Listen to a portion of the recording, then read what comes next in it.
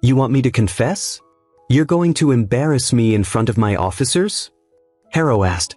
Naya spoke without looking at him. You'll walk out of here like a man. What happens after that depends on whether you finally tell the truth. Harrow took a step toward her and roared, You're a federal bluff. Naya raised an eyebrow and responded, Try me. The last time she sat across from a cop in a cafe, it ended with her little brother in handcuffs for a crime he didn't commit. That memory never left her. Not the cuffs. Not the look in the officer's eyes.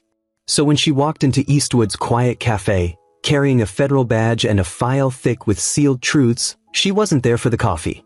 And when Officer Huxley called her a menace, he didn't know. He was staring down at the woman sent to arrest his boss.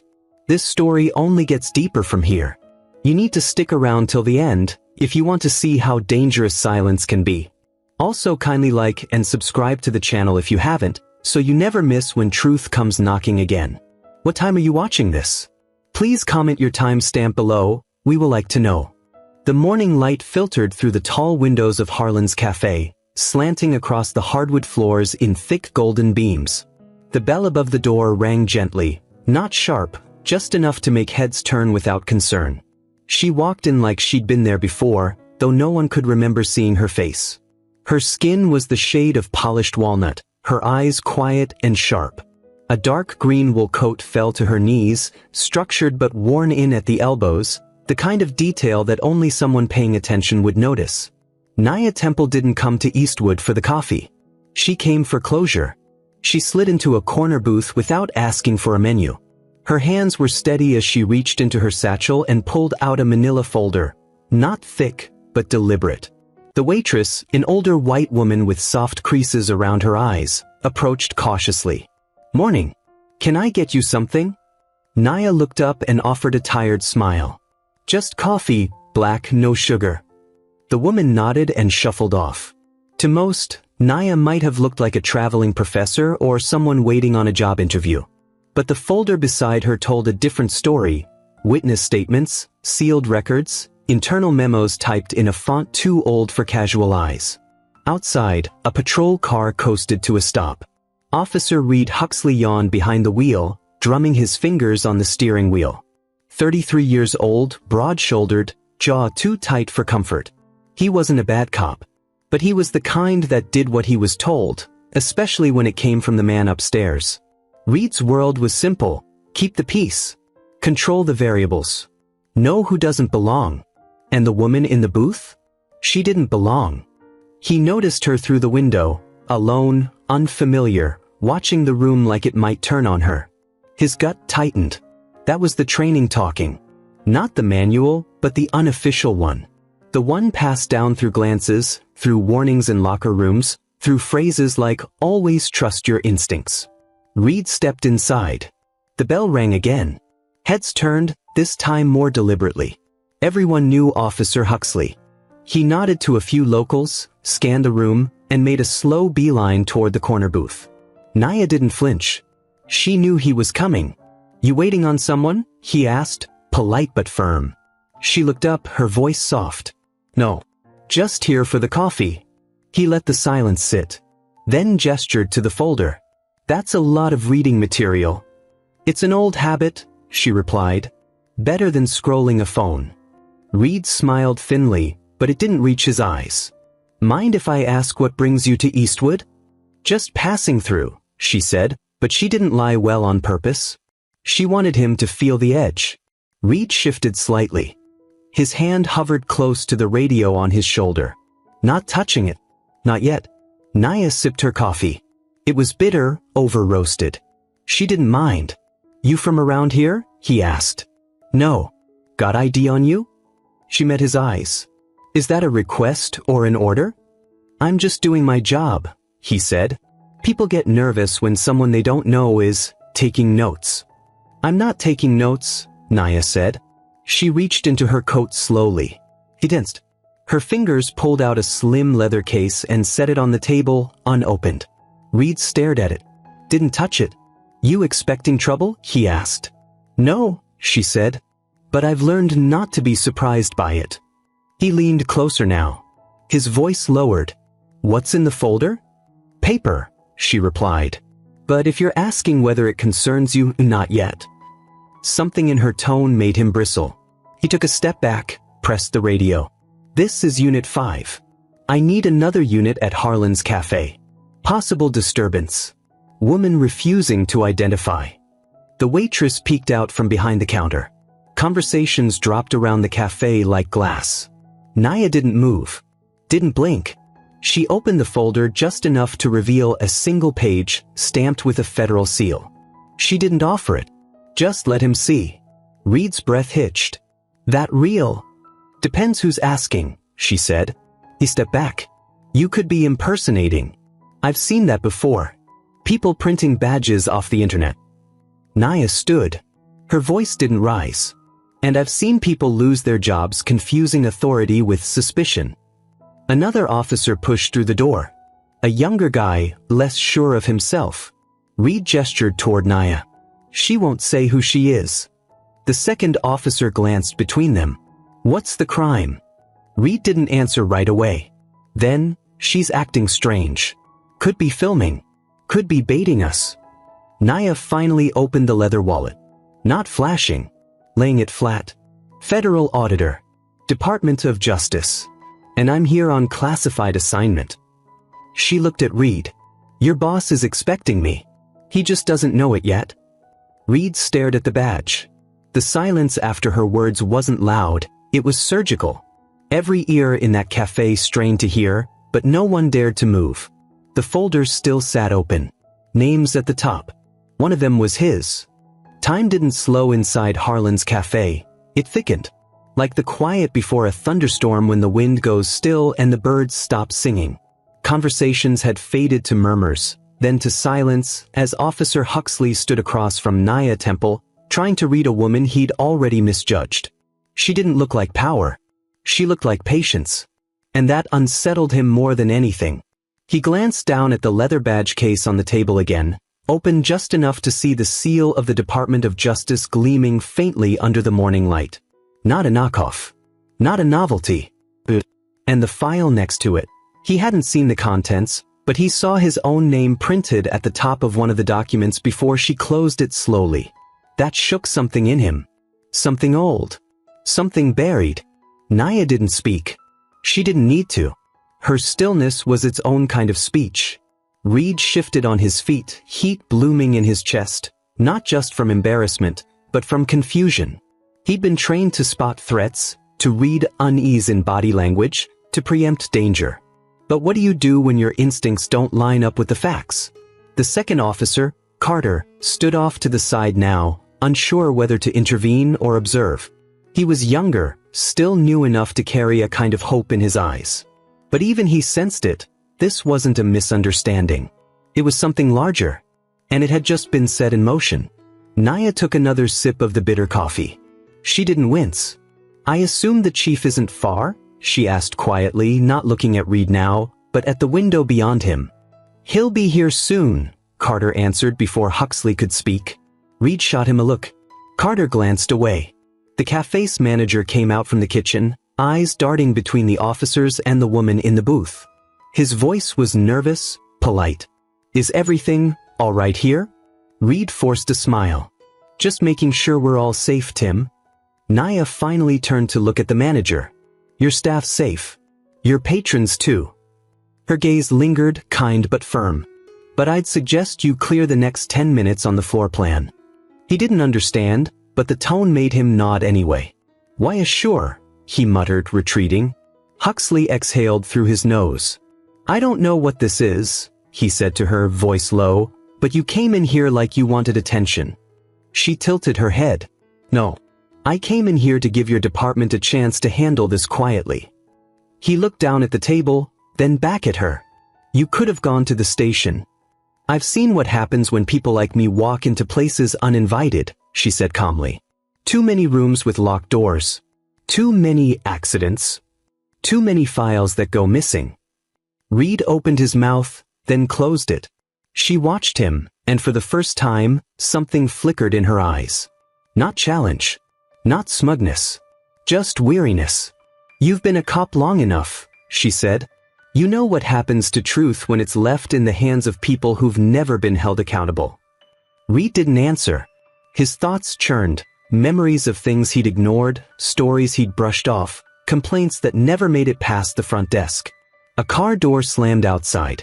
Naya's eyes shifted slightly. "Your chief," she said, as if reading the air. A moment later, the door opened and Chief Mason Harrow entered. Tall, sun-wrinkled, with salt and pepper hair and a stride that said he was the law, no matter what patch he wore. He stopped when he saw her. And in that split-second hesitation, Naya saw recognition. Not from the past. From a memo. He knew who she was. "Mason Harrow," she said, rising. Her tone was soft, but it filled the room. "I have federal business with you." He didn't blink. "Miss, if there's something you need." She slid the sealed envelope across the table. "You're being served. An active federal investigation has tied your name to a series of cover-ups, including but not limited to falsified reports, misappropriated funds, and coercion of witnesses." Harrow's face didn't move. "I'd like to see identification," he said evenly. She handed it over this time. "Full badge. Full ID." He took a moment. Scanned it. Checked the date. The seal. The photo. Stillness. "You came into my town," he said, eyes never leaving hers, "and started pointing fingers without checking in with command?" "I checked in," she replied. "With the law." The next few seconds stretched too long. Reed stood frozen, unsure if he should step between them or step aside. But Naya wasn't waiting for anyone's permission. She reached into her satchel and placed a flash drive on the table next to the warrant. "Inside are audio logs from 3 internal informants. 2 of your patrol officers, and 1 civilian who lost his brother to a traffic stop that never got filed. I can play them for you if you like." Harrow's hand flexed near his belt. Not on his gun. Just instinct. Carter noticed. He stiffened. "You think you're going to embarrass me in front of my officers?" Harrow asked. Naya's voice didn't change. "I think you already did that yourself." Silence. Then Harrow laughed. Low and sharp. "You think any of it matters to people around here?" "I don't need it to matter to them," she said. "I need it to matter to the courts." He took a step forward. "And what if I say no?" From the corner, Reed finally spoke, quietly. "You should read what's in the envelope, sir." Harrow turned to him slowly, as if seeing him for the first time. "You're speaking out of line, officer." Reed hesitated. "Maybe, but if half of what's in that folder is true." He didn't finish. Naya watched the space between them, the subtle shift in gravity. This wasn't about her anymore. It was about whether the cracks inside this town's thin shell would hold, or finally collapse. She turned to Reed, her voice softer now. "You said earlier you were just doing your job. But the question is, what do you think that job really is?" Outside, the sun had shifted. It wasn't warmer, it was brighter. Almost too bright. The kind of light that made old paint on buildings peel faster and forced secrets out of hiding. Inside the cafe, no one spoke. The hum of the refrigeration unit in the back room had become the loudest sound. The manager hovered near the register, pretending to organize receipts. A few customers had slipped out quietly. A few stayed, too curious or too afraid to move. Chief Harrow hadn't touched the envelope on the table. His jaw worked behind clenched lips, eyes flicking from the badge to the flash drive to Naya Temple's face. Naya hadn't moved in several minutes. Still standing, spine straight, hands clasped in front of her like a courtroom witness waiting for the next question. Calm, composed, until you looked closer. There was something in her eyes. Something distant. It wasn't anger. It wasn't pride. It was memory. 17 years ago, she had sat in a different cafe, in a different town. She was 17. Her little brother, Devin, was 13 and fidgeting in his seat, stirring too much sugar into his milkshake. The officer had walked in like he owned the room. And 5 minutes later, Devin was face down on the floor, crying. The officer had accused him of stealing a phone. No proof. Just a gut feeling. The phone turned up under the table, left behind by another customer. No apology. No explanation. Just the same smug walk back to the patrol car. She'd never forgotten that moment. Not Devin's shaking hands. Not the way the cafe manager pretended not to see. Not the way everyone else just kept eating. Now, in Eastwood, that memory stood with her like a second spine. "I'll say this once," Harrow growled, pulling Naya out of her past. "You don't know this town. You don't know what we've had to deal with." "No," she said quietly. "But I know what you've buried to keep it looking clean." He leaned forward slightly, his voice low, coiled. "You think one badge makes you powerful? You think you're different from the ones who came before you?" Naya didn't flinch. "I'm not different. I'm prepared." Reed Huxley watched this unfold, standing to the side, heart pounding in the hollow behind his ribs. There had been rumors, always rumors, about how Harrow handled things, about complaints that never went anywhere, about a janitor who suddenly quit after being questioned late one night without paperwork. But you didn't question the chief. Not if you wanted to last. Still, something in Naya's words hung in the air like smoke. "What do you think that job really is?" She had asked him that question. And now it echoed in his mind louder than Harrow's threats. He looked at the subpoena again. Then the flash drive. Then the folders still sitting closed but heavy. Reed had seen sealed envelopes before. He'd helped serve them for eviction notices. Court summons. But never like this. Never against a man whose shadow stretched across the entire department. Harrow broke the silence. "You've got a warrant. Fine. But if you think I'm walking out of here like a criminal, you're mistaken." Naya spoke without looking at him. "You'll walk out of here like a man. What happens after that depends on whether you finally tell the truth." He scoffed. "You want me to confess? In front of my officers? I want you to recognize that the badge you wear doesn't absolve you of consequence." He turned, looking at Reed now. "You buying into this?" Reed's mouth was dry. "I don't know what I'm looking at, sir." "You're looking at a federal bluff." Naya raised an eyebrow. "Try me." Harrow took a step toward her. "Do you have any idea how hard it is to run a department in a town like this? You have to make decisions people won't like. You have to keep order." "You kept fear," she said. "No," he snapped. "I kept things from falling apart.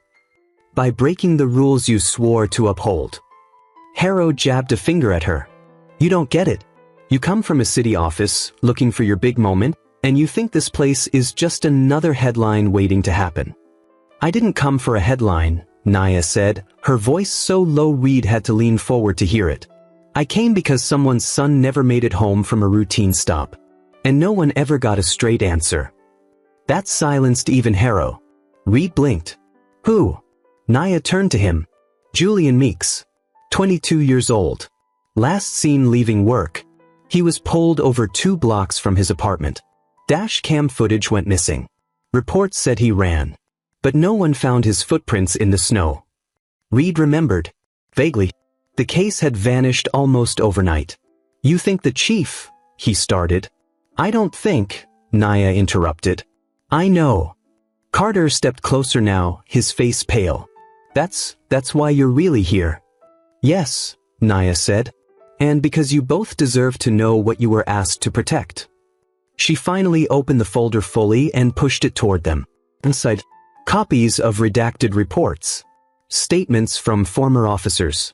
Internal emails. Body cam logs with time gaps. Expense reports with untraceable reimbursements. A death certificate signed off too quickly. Reed's fingers hovered over the pages, trembling slightly. "This can't all be real," he whispered. Naya's voice softened. "It is. And I didn't come here to punish everyone. I came to stop the pattern." Harrow stood frozen now, his mouth a tight line. But he didn't argue. He didn't reach for the folder. He just stood there, unraveling. Naya stepped away from the booth. "You'll be taken in for questioning. I won't cuff you, not unless you resist. But if you walk out with dignity, your officers will at least remember that part of you." Reed turned to the chief, waiting. Harrow didn't move. Then, slowly, he nodded once. "I want my lawyer," he muttered. "You'll get one," Naya said. Carter stepped forward. "I'll drive him." Naya gave a quiet nod. "Thank you." Reed stayed behind. The cafe was almost empty now. He sat down in the booth where she had been. The folder was still open in front of him. The air felt heavy. And something else lingered. A choice. The cafe emptied one cautious breath at a time. Chairs scraped gently. Boots whispered against old hardwood. The air was thick, the kind that sticks to your throat after something important has been said, and no one wants to be the first to speak after. Reed sat alone at the booth, the folder still open in front of him. Pages that once meant nothing, just ink and dates, now felt heavier than the pistol on his hip. He stared at the grainy printout of Julian Meek's arrest report. Routine stop, suspect fled, no pursuit recorded. Officer involved, Harrow, body cam footage. Technical issue. The same technical issue that had haunted half a dozen other names in the folder. He rubbed his face, hands rough against skin that hadn't shaved in a day. A storm was moving inside his chest now, old and new memories colliding like trucks in a fog. It wasn't the first time something hadn't sat right. There was that call 2 winters ago, black SUV parked near the elementary school. He was dispatched. Found a teenage boy inside, reading a book, waiting for his sister. Too close to school property, Harrow had said later. Could have been casing. Reed had nodded then. Not because he believed it, but because it was easier. He told himself it wasn't personal. It was just protocol. But now, looking at Julian's name again, Reed could feel that moment crawling back under his skin like a rash, something ignored for too long. The door opened quietly. Not with drama. Not with authority. Just enough to break the tension. Nia Temple stepped back in. She wasn't holding the folder now. Just her coat, folded neatly in one arm. Her badge was gone from view. She didn't look like a federal investigator. She looked like a woman who had been carrying something for too long. Reed looked up but didn't speak. She sat across from him, silently, as if the table between them was something sacred, like a confessional neither of them fully trusted. For a while, neither said a word. Then she asked, "What do you see when you look at all this?" Reed glanced at the pages. "A mess," he said. Nia nodded, but not in agreement. In understanding. It always looks like a mess when you're close to it. But what you're really seeing is a pattern. He leaned back, arms crossed tightly over his chest. "Why didn't you come in guns blazing? Why sit here, order coffee and wait?" "Because storms don't start with thunder," she replied. "They start with pressure." Reed looked at her, eyes shadowed with something unsure. "You were hoping someone here would crack before the cuffs came out." "No," she said. "I was hoping someone would listen." That word, listen. It hit him harder than the subpoena had. He wasn't used to listening. He was used to being told. Follow the badge. Back the blue. Trust the chain of command. But none of those rules protected the people in that folder. "I didn't know," Reed said. The words felt brittle. "I didn't know it was this bad." Nia didn't offer comfort. She offered truth. "You didn't want to know. That's how they get away with it." His jaw tightened. "I'm not like him." She met his eyes. "Then prove it." A waitress dropped off a fresh pot of coffee on the table, sensing the gravity, saying nothing. Reed poured himself a cup. The shaking in his hand betrayed him. "I signed off on 3 of those reports," he said. "Didn't even read them. Just routine clearance." "Routine is how rot grows," Nia replied gently. He set the cup down. "What happens now?" She opened her notebook, not the manila folder, not her badge, just a worn leather-bound journal, pages lined with names, thoughts, timelines. "There's more," she said. "What you saw in that folder. That's enough to start pressure. But not enough to bring it all down." Reed looked up. "So you're staying?" "No. I'm done here," she said. He blinked. "But you said..." "I planted the seed. It's up to someone inside to water it." He understood then. She wasn't here to fix Eastwood. She was here to break the silence just enough that it couldn't be ignored. "What if no one does anything?" he asked. "Then nothing changes," she said. "And another Julian dies." She rose, slowly, gathering her coat. "You could help," she said quietly. "But only if you're ready to see things that won't let you sleep at night." Reed stood too, instinctively. "Tell me what to do." Nia paused. "I won't," she said. "But I'll tell you this, if you stay quiet now, you'll hear their voices anyway. At every stop, every shift. You'll see them in your mirror when you're driving home." Outside, the street had cooled. Shadows stretched longer. The light had shifted from gold to gray. Naya stepped out, but Reed didn't follow right away. He stood in the cafe doorway, watching her walk away with nothing but her notebook and the weight she'd carried alone. She didn't look back. But she didn't need to. She'd done what she came to do. Back inside, Reed picked up the folder. Not just Julian's report now, but the whole thing. Dozens of names. Dozens of lives caught in the cracks. He sat down again. The coffee had gone cold. He took a deep breath. Then opened a new page in his own notebook, one he hadn't used since academy. At the top, he wrote, "What the badge doesn't cover." Below it, he began writing names. Not of criminals. Not of suspects. Of victims. And for the first time in years, he didn't feel like a cop. He felt like a man with something to make right. The first name didn't hit him. Neither did the second. But the third did.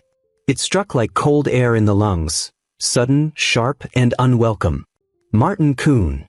Reed stared at the name on the third page of Naya's folder, written in clean print at the top of an internal misconduct memo. The page was a summary report.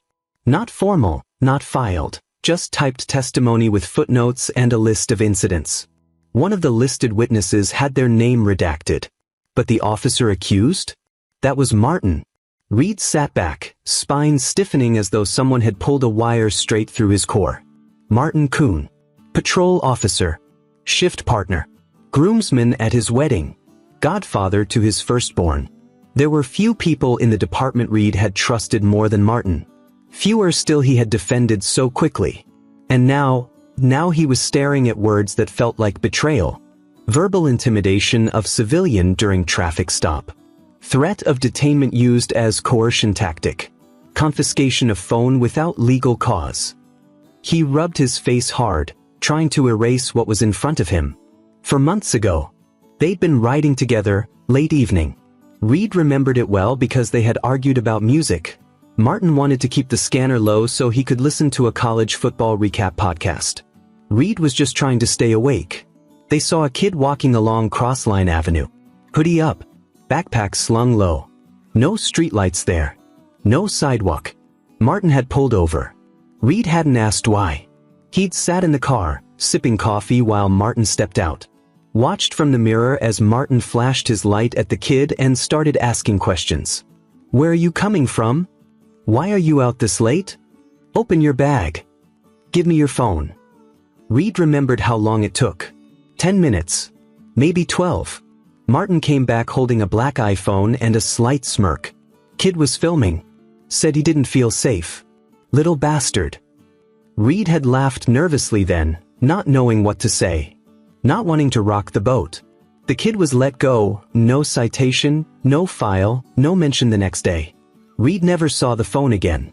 Now, in the half-light of the cafe, that moment took on a different shape. It wasn't routine. It was intimidation. And Reed had sat in the car, eyes on the rearview, letting it happen. The folder shook in his hands. Not from fear. From weight. This wasn't about bad apples. That was a lie they told each other to sleep better. This was about a culture. One that traded accountability for loyalty. One that taught men like Martin and Reed to measure suspicion by skin color and to protect each other before the truth.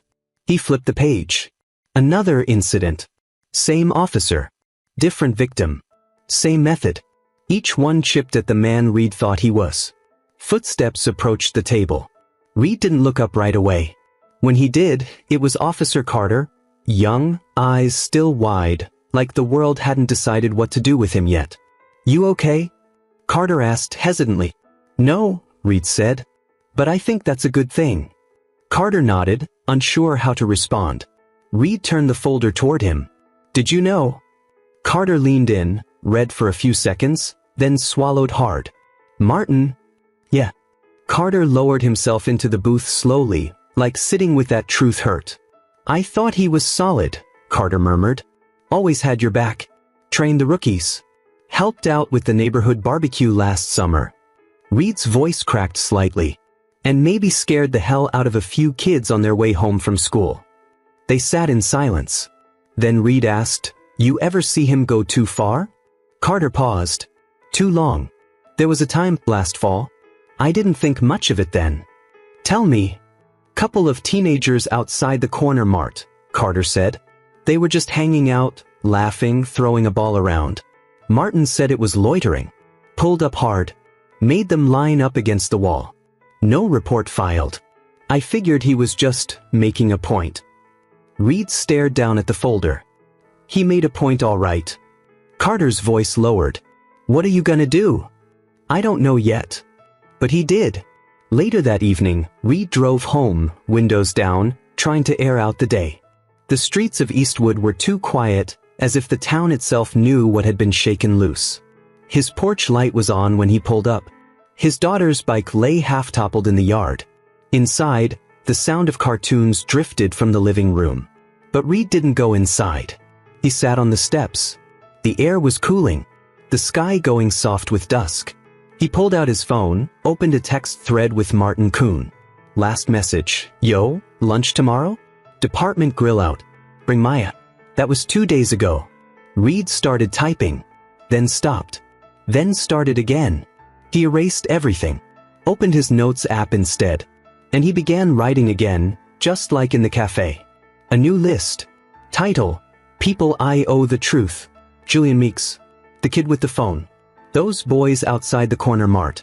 Carter himself. He stared at the list. Then added one more name.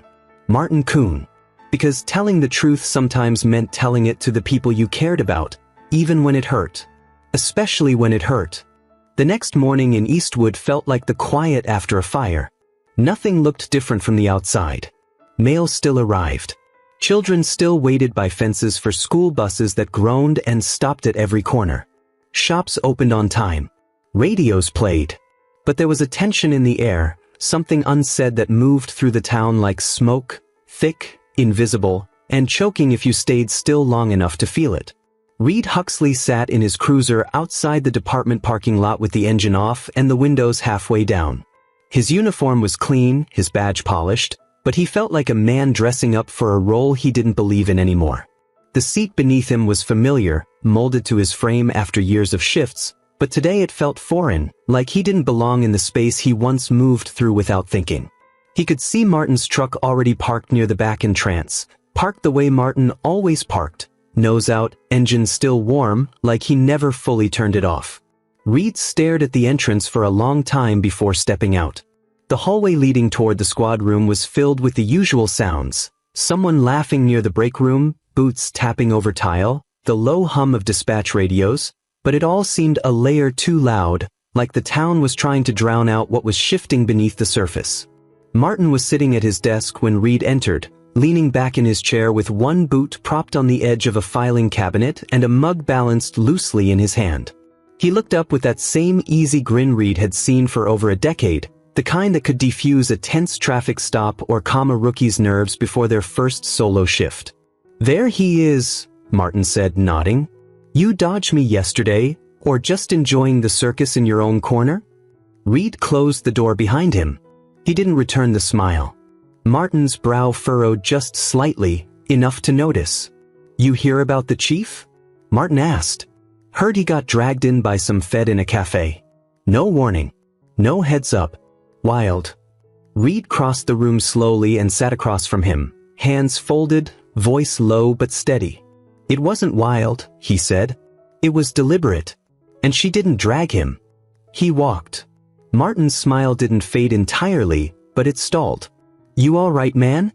Reed looked at the mug in Martin's hand, then back at his eyes. "What happened to the phone?" Martin blinked. "What?" "The kid you stopped on Crossline. Last winter. Dark hoodie. Backpack. You took his phone." Martin's jaw tensed just slightly. "Jesus, Reed. You going back that far?" "I'm not going back," Reed said. "I'm catching up." Martin set the mug down gently. "I told you about that night. Kid was filming. Acting like I was the problem. I took it, checked it, handed it back." "You didn't hand it back." Martin's eyes narrowed, and his voice dropped an octave. "You trying to accuse me of something?" I'm asking, Reed said, because someone else already did. There was a beat of silence between them. A moment where both men stopped being officers and became something else. Just two men in a room where the truth no longer had room to hide. Who's been talking? Martin asked, voice cooler now. Does it matter? It does if they're painting me like a racist because I did my damn job. Reed shook his head slowly. It wasn't just that kid. Martin laughed, sharp, defensive, hollow. You've been reading reports. I've been reading testimonies, Reed corrected. Martin stood now, pacing behind the desk like the walls had gotten smaller in the last few minutes. So what, now you're with internal affairs? You siding with that Fed who rolled in and started flipping over every rock? She didn't flip anything, Reed said. She just looked. Martin ran a hand down his face. You know what this town is, Reed. You know what we have to do to keep it together. You think intimidation is keeping it together? I think order matters more than comfort. Reed stood too, the tension between them drawing taut like a wire stretched to its limit. Comfort, he repeated. You made a teenager delete a video he had every right to record. You lined up boys outside a convenience store like they were criminals. You let Harrow tell you who deserved to be afraid and who didn't. Martin's voice rose now. You were there. You never said anything then. I know. The confession slipped out of Reed like breath he'd been holding for years. I didn't say anything. And that makes me part of it. Martin stared at him, the anger in his eyes slowly replaced by something else, something harder to name. You're going to report me. It wasn't a question. Reed didn't answer right away. I don't want to destroy your life, Martin, he said quietly. I want to stop the cycle. Someone has to. Martin laughed again, bitter this time. And you think that someone's you? No, Reed said. I think it should have been all of us years ago. Martin turned away, gripping the back of his chair like he needed to hold something or fall. You think people care? You think some file full of stories is going to change anything? They'll bury this, same way they buried the others. Reed stepped forward. Not if someone from the inside speaks. There was a pause. A heavy one. Martin turned back, his voice quieter now, worn at the edges. You think they'll believe you? Reed met his eyes.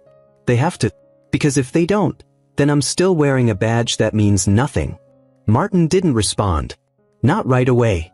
But something shifted in his face, not surrender, but fatigue. The fatigue of a man who'd carried lies long enough that the weight had begun to show. Get out of my office, Reed. Reed hesitated, then stepped back. You'll be asked to give a statement soon. Martin nodded once, his jaw clenched like a dam holding back something bigger than either of them. I'll think about it. Reed opened the door and paused before walking out. When you do, he said softly, think about the ones who never got to tell their side of the story. And then he walked away. It was just after 10 a.m. when she walked in. No sirens. No crying. No raised voice. Just the low chime of the front entrance of the Eastwood Police Department and the soft shuffle of worn heels on linoleum floors. Reed was at the reception counter, signing a daily vehicle log when he noticed her. She wasn't familiar, not a local face, not one of the regulars who came in to report noise complaints or ask about parking rules. She stood with quiet poise, her purse cradled tightly beneath one elbow, a sealed envelope in her hand, and the look of someone who had come not to ask, but to be heard. The receptionist glanced up from behind the plexiglass and offered a polite, measured smile. Good morning, ma'am. Can I help you? The woman nodded. I need to speak with someone. About a report that was never followed up. Her voice didn't shake, but it held something deeper, controlled grief wrapped in civility. Reed stepped forward before the receptionist could respond. I can help, he said gently. I'm Officer Huxley. What's the report regarding? She turned to face him fully, eyes sharp and calm. There were lines on her face, some carved by time, others by things that had happened too early and never fully healed. Her braids were tucked into a neat bun, and the collar of her blouse was fastened by a pin shaped like a dove. She handed him the envelope. It's about my son. His name was Tariq Morris. The name hit like a stone dropped into still water, rippling through the memory Reed didn't realize he still had. He took the envelope carefully, led her to one of the benches near the front desk, and sat beside her. The hallway behind him was quiet. Carter passed by once and gave a small nod, sensing the weight in the room. Reed opened the envelope and removed the contents. A photocopy of an incident form, a handwritten statement dated 2 years ago, and a faded photograph of a boy standing in front of a birthday cake. 15 candles, a wide grin, and eyes that hadn't yet learned how to lower themselves in the presence of authority. Reed looked at the date on the report. It was submitted in June of that year. The summer had been long and sweltering, he remembered. Long shifts. A few small drug busts. The usual tensions flaring up like flash paper and then disappearing just as fast. "I submitted that report myself," she said softly. "I waited at the front desk for 45 minutes. They told me someone would call. No one did." Reed flipped the paper over. There was no follow-up signature. No case number. Just a departmental intake stamp. The kind used when forms were received, but not necessarily processed. "What happened?" he asked. "My son was walking home from his cousin's house," she said. "Cut through the basketball court behind that middle school. It was almost dark. He had a hoodie on. Someone called it in. Said there was a prowler. An officer stopped him. Told him to sit down on the pavement. Asked what he had in his backpack. Tarek asked if he was being detained. The officer told him to shut his mouth and stop acting smart. Then he slammed him to the ground." Her voice didn't rise. She spoke like someone who had told this story too many times. "He had bruises on his ribs. A cut on his cheek. They took him in for questioning, but no charges were filed. No report was made. When I came to pick him up, they handed him over like nothing happened." Reed looked up from the paper, his throat dry. "Do you remember which officer it was?" She nodded once. "He wore glasses. Mid-40s. Southern accent. My son said he kept calling him boy." Reed's stomach twisted. He knew exactly who that was. Officer Dalton Kress. Kress had transferred out of Eastwood 6 months later. No one talked about why. "I kept this," the woman said, gesturing toward the envelope. "I waited for someone to call. I thought maybe I filed it wrong. Maybe I missed something. But then 2 months ago I heard about Julian Meeks. I recognized the name." Reed leaned forward slightly. "How did you recognize it?" "My sister works in the county office. She overheard someone talking. She sent me the article. Said a federal investigator was in town, digging into old files." "So you came here," Reed said. She met his eyes. "I came to see if Eastwood was finally ready to listen." Reed folded the papers and placed them gently back in the envelope. "I'm sorry," he said. "There's no excuse for what happened to your son." She didn't thank him. She didn't smile. She just asked, "What are you going to do about it?" The question didn't come with anger. It came with expectation. And it was worse than a demand. It was an invitation. An invitation to stop hiding behind protocols. To stop treating the past like a pile of mistakes no one wanted to sort through. To stop saying, "sorry," as if that changed anything. "I'll reopen it," Reed said quietly. "I'll attach it to the investigation that's already in motion.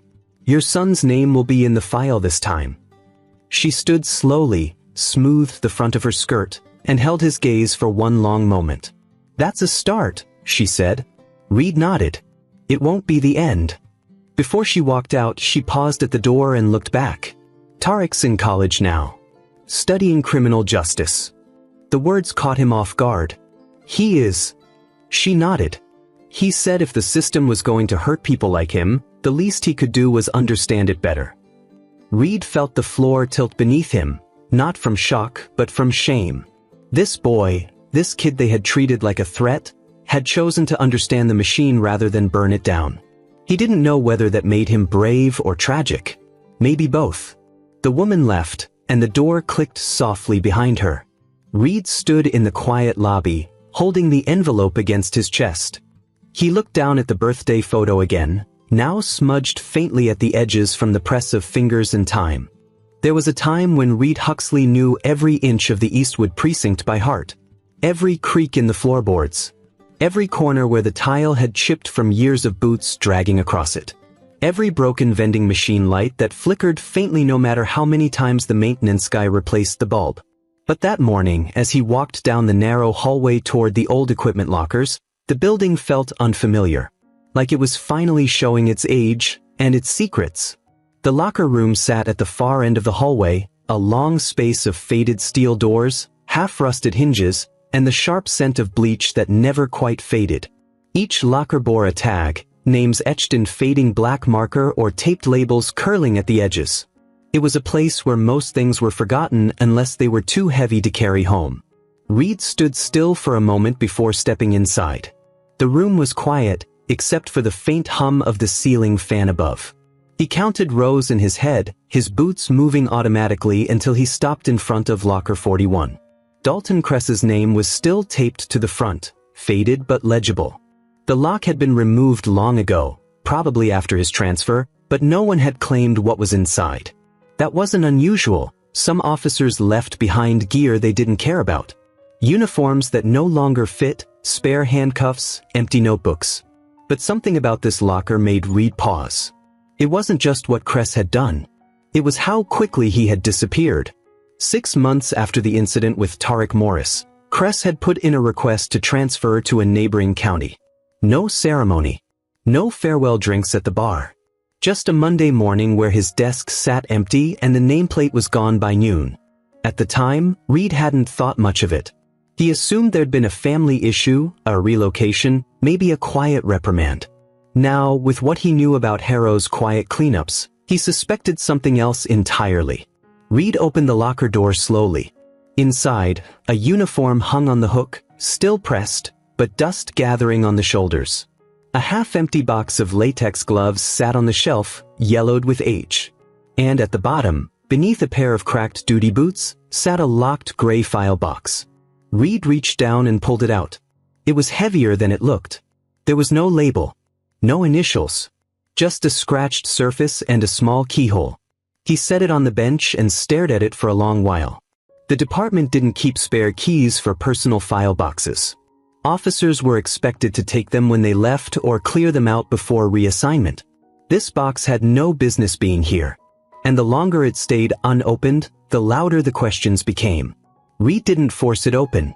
Instead, he did something he hadn't done in years. He looked up Cress's old locker partner. Sergeant Marlene Vega had retired 2 years ago. She now lived on the edge of town, in a small brick house with an overgrown front garden and a wind chime that never stopped moving, even when there was no wind. Reed pulled up just after noon. Vega answered the door herself, dressed in a faded denim jacket and a pair of gardening gloves.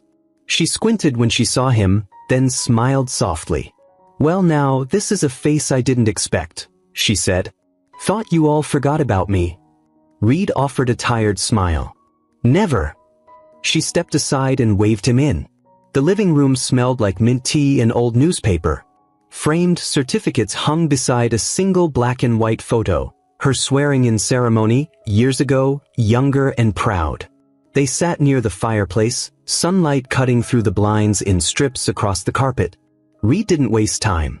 "I need to ask you about Dalton Cress." Vega's smile faded. "I was afraid you'd say that." Reed nodded slowly. "You were his locker partner." "For 3 years," she said. "Long enough to see things I should have reported. But back then, you stayed quiet." She looked away. "I told myself it was because I didn't have proof. But really, I didn't want to be the one who tore the thin trust we had left." Reed reached into his bag and set the file box on the coffee table. This was at the bottom of his locker. "I think he left it behind on purpose." Vega looked at the box for a long moment. Then she rose and walked to the hall closet, returning with a small tin container. Inside, nestled among loose buttons and keys to long-forgotten drawers, was a silver key with a red thread tied through the loop. "I used to water the station plants," she said softly. "Sometimes I'd stay late, help clean up. Cress left this key on his desk one night. I kept it. Don't know why." Reed took the key, heart pounding. He fit it into the box. It clicked open. Inside were layers of paper, old notebooks, scribbled traffic logs, half-torn tickets. But beneath them, tucked carefully in a yellow envelope, were 3 folded pages. Each was a printed report that had never been filed. And one of them carried a name Reed hadn't seen in years. Jeremiah Pollard. 17. Minor offense. Failure to disperse. Date: 5 years ago. The name dropped into Reed's memory like a stone in a pond. Jeremiah had been one of the kids they'd picked up during a street incident outside the old theater. There had been loud music, teens hanging out. Nothing serious. But Cress had insisted on clearing the scene. Reed had filled out half the paperwork before Harrow told him to toss it. "Don't give these kids records over noise," Harrow had said. "Handle it off the books." Reed had obeyed. He told himself he was doing them a favor. Now he saw the truth. The report in the box listed unnecessary force. It had been written by Cress, but never submitted. It described his own behavior in the third person. It was almost a confession. Vega read it over his shoulder, then sank into the couch. "My God," she whispered. He wanted someone to find this. Reed carefully folded the report and placed it back in the envelope. "Then we make sure someone does." The train station wasn't busy. It never was. In Eastwood, trains came and went like ghosts, quiet, unnoticed, often empty. The kind of transportation that served people passing through, not staying. But Reed knew she'd still be there. Naya had said she was done, that her work was finished. But something about the way she lingered in the cafe, how she watched him write that list, told him otherwise. She was waiting for the town to choose. And Reed had chosen. He parked near the edge of the gravel lot, engine off, wind slicing across the dashboard as the clouds gathered overhead like storm-bent curtains. The station platform was little more than a bench under a canopy, bordered by rusted rail fencing and a faded vending machine humming with stale energy. Naya sat alone, her coat draped over her knees, her bag resting beside her. She was reading from a pocket-sized book, thumb tucked softly against the spine. Reed approached slowly. Not out of caution, but out of respect. Something about her silence demanded it. She looked up as he neared, not startled, just expectant. "You didn't leave," he said. "Not yet," she replied. "Trains are on their own time out here." He sat beside her, placing the metal file box on the bench between them. The sound of it echoed slightly against the wood slats beneath them. "What's that?" she asked, already knowing. "Dalton Cress's box. I found it in the locker room." Her fingers brushed against the lid but didn't open it. "You read it?" she asked. "Yes." "And?" "There's a report on Jeremiah Pollard," he said. 5 years old. Cress wrote it but never filed it. He describes his own use of force. Objectively. Like he was documenting someone else. Naya turned her face toward him, her expression unreadable. "That sounds like guilt." Reed nodded. "It also sounds like regret." For a moment, the wind passed through them, dragging dry leaves across the tracks like whispers trying to form words. "I don't think he meant to disappear," Reed said. "I think he wanted someone to come looking." Naya finally opened the box. Her hands moved carefully, like someone handling an artifact from another time, fragile and dangerous. She read quickly but thoroughly, flipping through each page as if tracing the rhythm of a confession left too long in silence. When she reached the last report, she paused, then looked up. "Do you know what this is, Officer Huxley?" He shook his head, uncertain what she meant. "This is the crack," she said softly. "Not the collapse. Not the explosion. Just the first crack. The one that tells you the dam isn't as strong as everyone thought." Reed looked down at the box again. "Is it enough?" She folded the papers gently and returned them to the envelope. "No. But it's more than we had yesterday. And it's something I can take back with me, something they can't pretend not to see." Reed leaned back, hands in his lap, eyes on the tracks that stretched out like threads toward nowhere. "You said you were leaving." "I am," she said. "My job isn't to finish the story. Just to make sure it can't be buried anymore." "But what about what's left here?" he asked. "What about everyone still pretending nothing's changed?" Naya turned to him again, and for the first time, her voice carried something more than calm. It carried a quiet urgency. "That's why I came back. Not for Harrow. Not for the folder. For you. Reed blinked. Me. You're the one who has to stay, she said. You're the one who has to look those names in the eye and decide whether they belong in a file drawer or in a courtroom.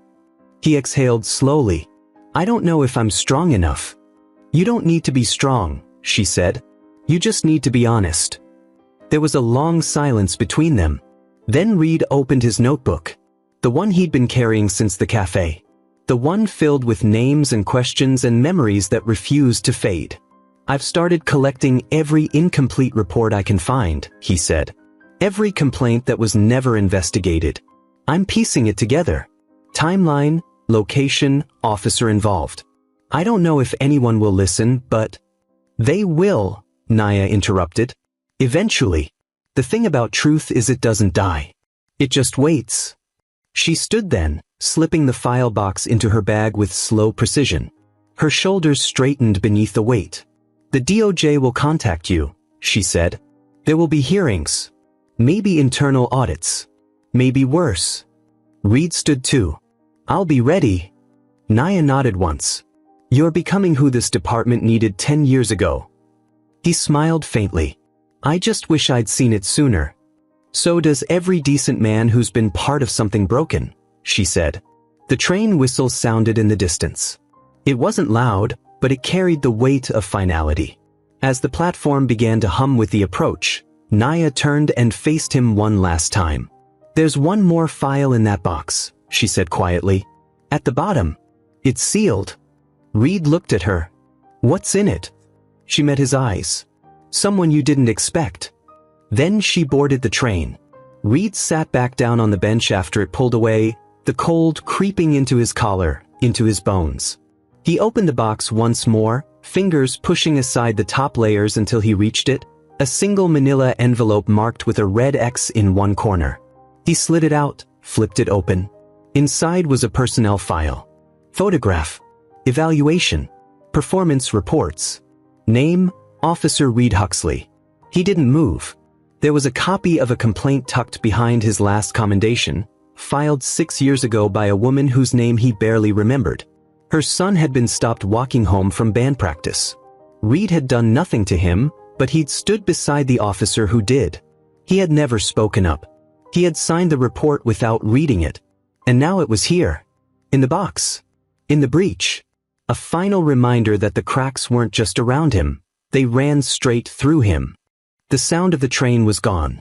It had pulled into the distance like the closing line of a hard conversation. Quiet, irreversible, and final.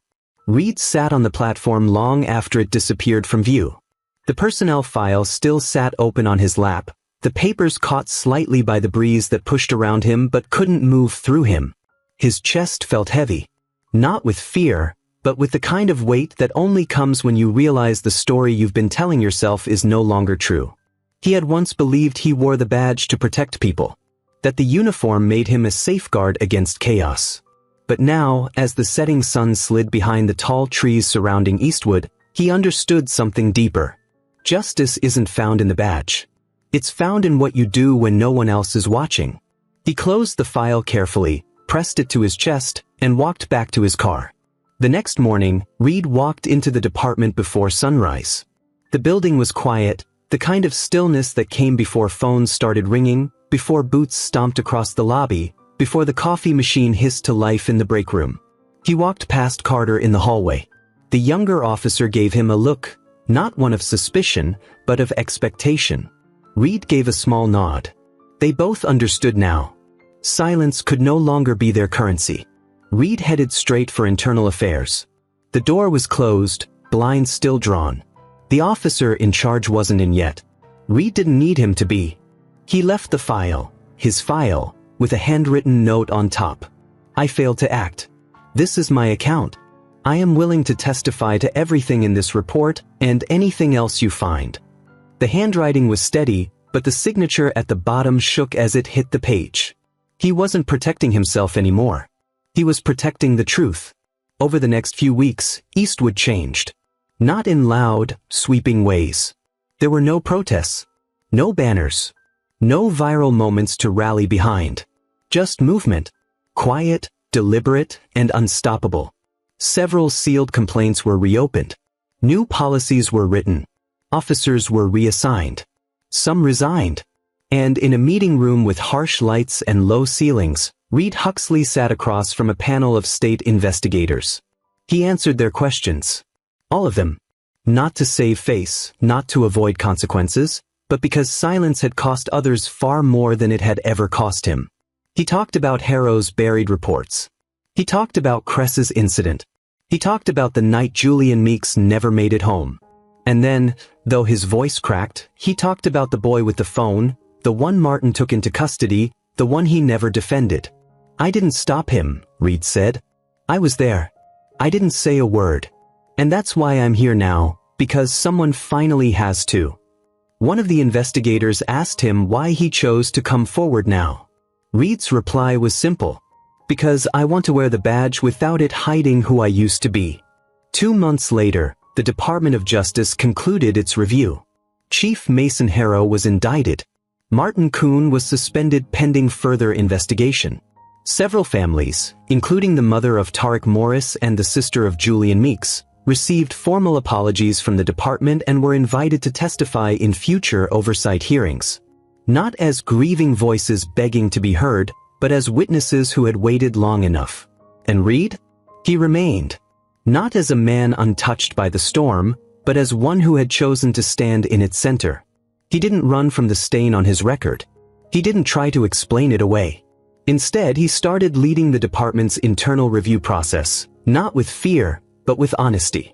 He sat with rookies during their onboarding, told them what he did wrong, showed them the reports, named the people the town once chose to forget.